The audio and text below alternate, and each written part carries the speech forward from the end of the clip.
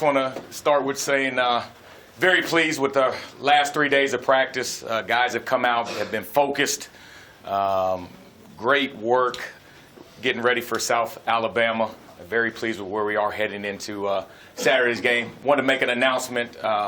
We have indefinitely suspended 2 of our players, Andre Hunt and Katerian Legrone, from all team football activities. But like I said, we're excited about where we are as a team in preparation for South Alabama.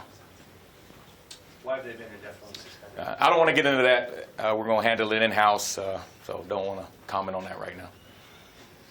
Are they suspended for the same reason, in tandem with each other? Yeah, I don't want to get into all that. They just would not be a part of the team right now. Just with the depth behind Hunt's, you feel good about. I know he was the guy that you thought could. Yeah, feel good about the guys. You know how we practice. We practice fast. We split fields. So everybody that was a part of our fall camp they were getting reps, and so we believe that you get better by taking reps.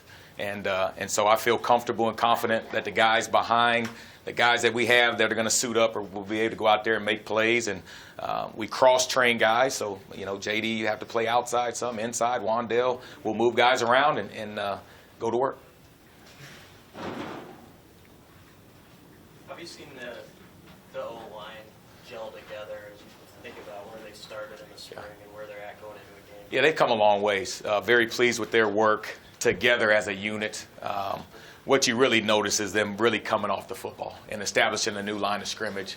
Where I think we're tougher than we were last year. We're more aggressive, more athletic, and so I'm very pleased with that. And this offense all comes down to running the football. And I feel confident going in this first game that we're going to be able to run the football with the guys up front leading the way. Are you surprised at how quickly Cam was able to get back in the mix at center? And also, have you noticed a difference with him out there?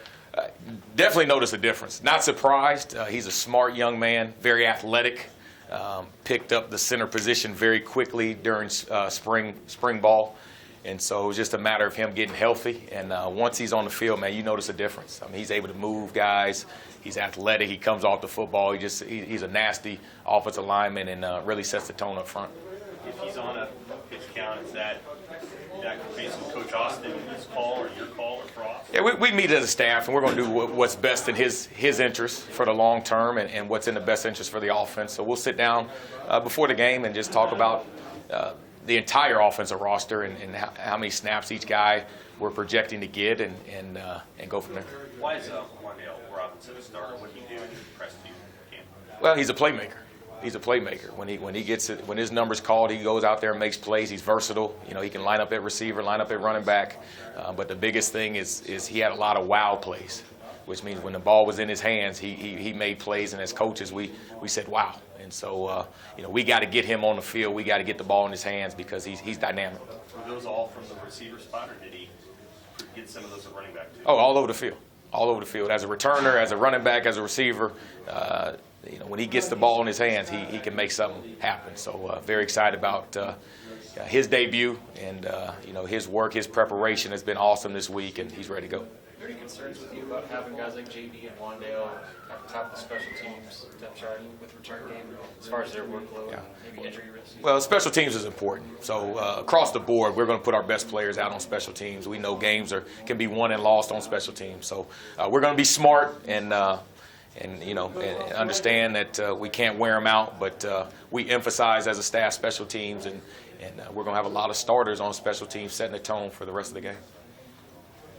I mean, other than this one, how much faster do you think you guys will go?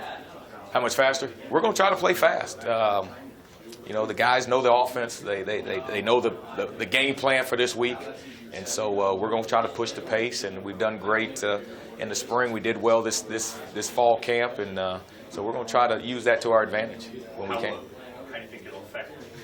When you guys went as fast as you could, and you see that, how did that affect you? Well, it affects the coordinator. They don't have as much time to think about their next call. It really simplifies the defense. You know, you got guys on defense running back and forth. They have to make their calls, communicate quickly. So it definitely puts stress on the defense, and that's what we're trying to do as an offense. For you guys offensively, when you're trying to push the pace, I guess how far ahead are you thinking in terms of, okay, if this play pans out for first, how Yeah. are you guys kind of breaking? Because you have to have Yeah. an idea of what's going on. Yeah, we think ahead 2 or 3 steps. So we understand the play that's called, and we're getting ready for Coach Frost and we're getting ready for the next play, whether that play's successful or not. There's some plays that we call, we know might only be 2 or 3 yards, but it's setting up the next play. So, we think ahead in between series. We're coming up with a call sheet, a playlist that we feel can attack what they're giving us. And so Coach Frost is one of the best offensive minds that I've been around. So he does a great job of setting up the next play with the previous play, and so we'll do the same this year. When you have a little more depth now, across the board, does that help you, have that kind of fully at your disposal? It does, because now if a guy gets tired, he understands he can come off the field. We've got somebody else that can go in. At the receiver position, I tell our guys all the time, sell out. Don't leave anything on the field. If it's 3, 4 plays, full speed, best 3 or 4, come off the field, we'll get somebody fresh in. Defensive secondaries, they're not rotating guys. They play with who they have. So we need to use our depth to our advantage and wear opposing secondaries out, and you can do that by playing fast and playing full speed every play. So.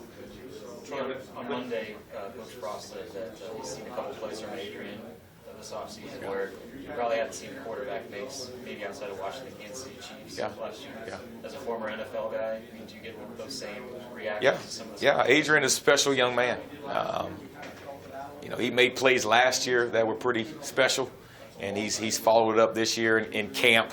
Rolling one way, throwing it across his body, where only the receiver could make a play. I mean, he's special, and we look forward to what he's going to do this season, and he'll add a whole nother element to what he did last year, because he works his tail off, and you could tell this offseason he's worked his tail off, not only physically but also mentally in the playbook, understanding the offense, understanding why we want to run certain plays. So excited about what he's going to do. So. Kind of Noah in your room, and then Darian Daniels being voted a captain. Yeah. How have these grad transfers come in and adopted the culture you wanted them to adopt? They've been everything we expected. The grad transfer market could be a slippery slope. You can bring in guys, and some seniors, all they care about is the league and me. But the guys we brought in, they're team first, and great mentors for the younger guys, and they've bought into the culture. They're culture keepers. So it's not like you had to train them. And the great kids, they work their tails off, and they represent the University of Nebraska very well. What do you guys want to take advantage of from what you've seen on film this week? We want to, first game of the season, you're not sure what they're really going to do. We're kind of going off of last year's tape and what we think, but we've got to be ready to make adjustments. So it really comes down to focusing on us and doing what we do. We got to run the football. We got to take care of the football. Can't turn the ball over. Run the football, take care of the football, and then we got to make explosive plays and eliminate penalties. And if we do that, then it gives us a chance to win. And it's going to be a great opportunity to go to Memorial Stadium and play in front of our fans again and really continue where we left off last year. Troy, what's the atmosphere like after long days of fall camp, but game day like a few days ago? Excited. Guys are excited. Excited to go against another team, hit another player.